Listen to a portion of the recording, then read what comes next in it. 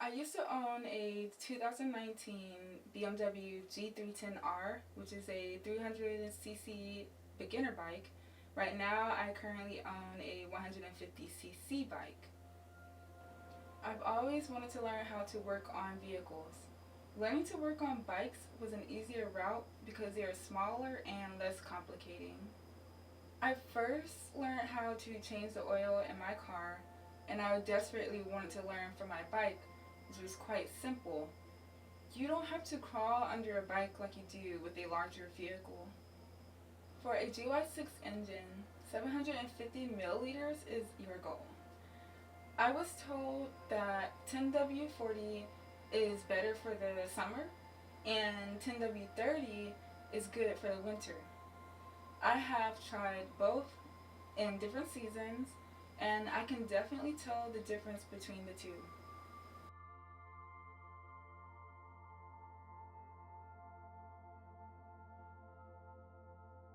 For my bike, it is pretty simple.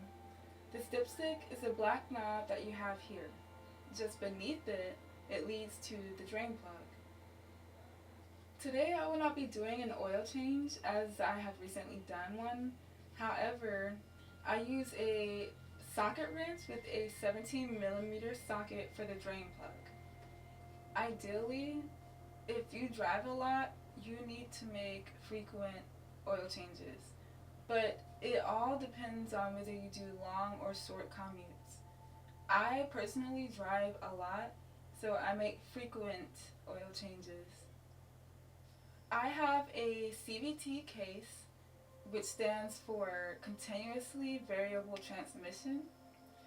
My bike does not have a chain, it has a belt.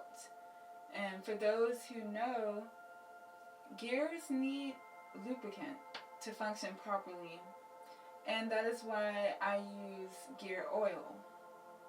As odd as it may sound, filling up the gear oil only requires you to fill it up just until it overflows. The bike manual doesn't mention anything about using gear oil, so that's why it's very important to do this research on your own. For both of the bolts, I just use a socket size of 10mm, and that usually gets the job done. My bike has its tire information imprinted on it. Both of my tires have a width of 130, an aspect ratio of 60, and a diameter of 13, with the recommended PSI level being around 31.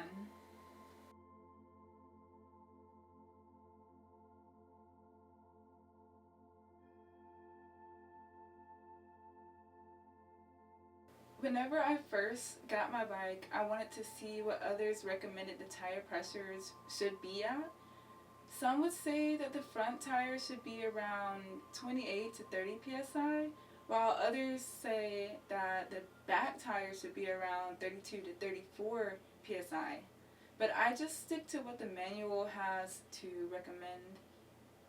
I like to use two different gauges to make sure that the readings aren't faulty. There is nothing worse than riding on underfilled or overfilled tires, especially if you have two wheels.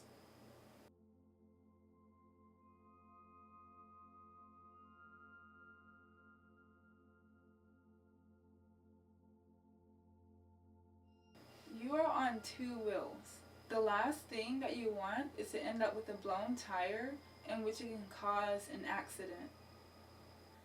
One of the most important things that need to be included in maintenance are spark plug checks.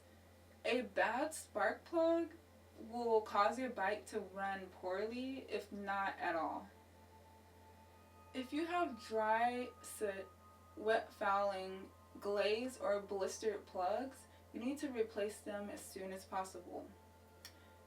Dry black soot indicates a rich mixture, while the white coloring indicates a lean mixture. If your bike does not have an air filter attached to the carburetor, there is a great chance that your bike will not start. The reason being is because your bike may be getting too much air and not enough fuel. Having an air filter allows your bike to get the proper air to fuel balance. There are contaminants and oil mist that come from your engine, and the whole point of a crankcase breather is to prevent those contaminants from releasing into the environment, all while protecting your engine and relieving pressure.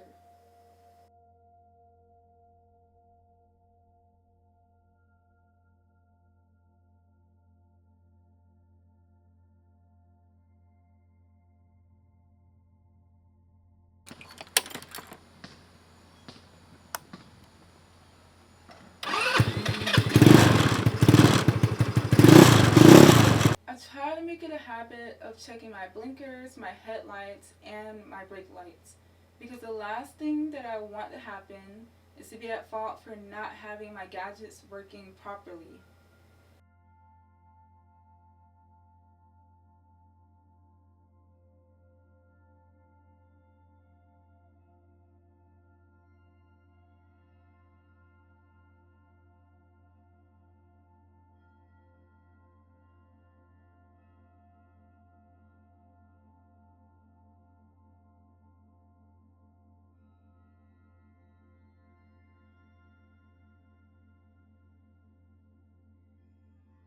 U-turns used to be the scariest thing that I attempted to learn until I decided to practice every single day.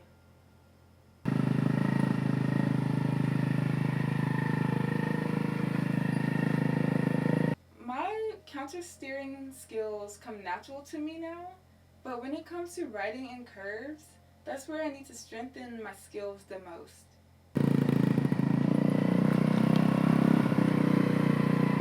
I have learned all of these things within a span of a year. Anything is possible if you set your mind to it.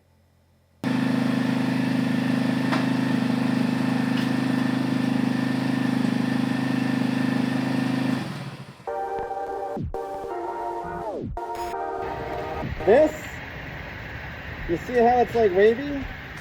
That gets fixed in the second coat. But man, what a difference, right? My air filter that I want to swap out, which is going to be this. I'm going to swap this out for a performance one. I've always wanted to learn how to work on vehicles. Learning to work on bikes was a lot easier. For a GY6 engine, 750 milliliters is good. Okay. For my bike, it is very simple. This dipstick that you have here is the black knob that... What? If you have dry soot, wet fouling, glaze, or blistered plugs, you need to replace them as soon as possible. Black soot indicates that you have a rich mixture, all while the white mixture indicates that the white color. Holy, okay.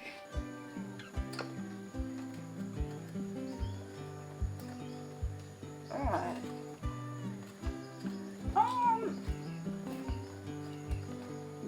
Let me actually get this unscrewed.